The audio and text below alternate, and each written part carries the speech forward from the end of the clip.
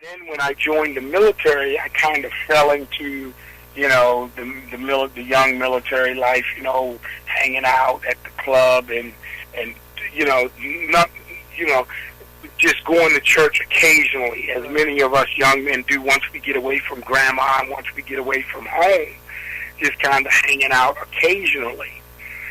And this is the thing that sealed it for me, and I may be jumping ahead, but this is the thing that sealed it for me. At one point, I was actually pretty much living with a young lady. Even though I had a room at the barracks in the military, I spent most nights there, most days there. So I was pretty much living with this young lady. And I had this tremendous guilt all the time about doing that, about living with her. And one night I'm laying in bed, and it appears to me that I'm fully awake. I'm thinking I'm fully awake, and I'm just laying in the bed.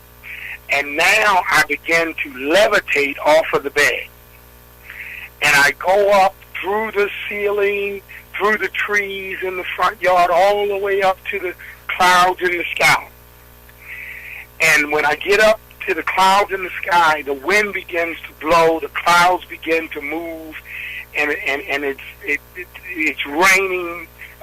Just really pouring down, raining, and the clouds begin to form words.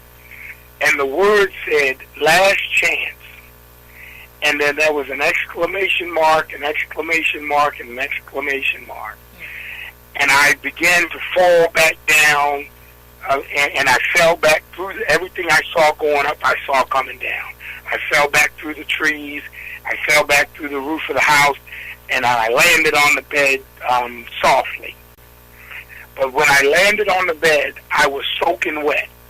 I was soaking wet from head to toe as if I had been in a rainstorm. And the young lady, she said, "What, you have a bad dream?" She said, "Why are your clothes wet? What's going on?" And she said, "Did you pee in the bed?" What? I was soaked from head to toe. And I got up out of the bed. I dried myself off. I changed my clothes.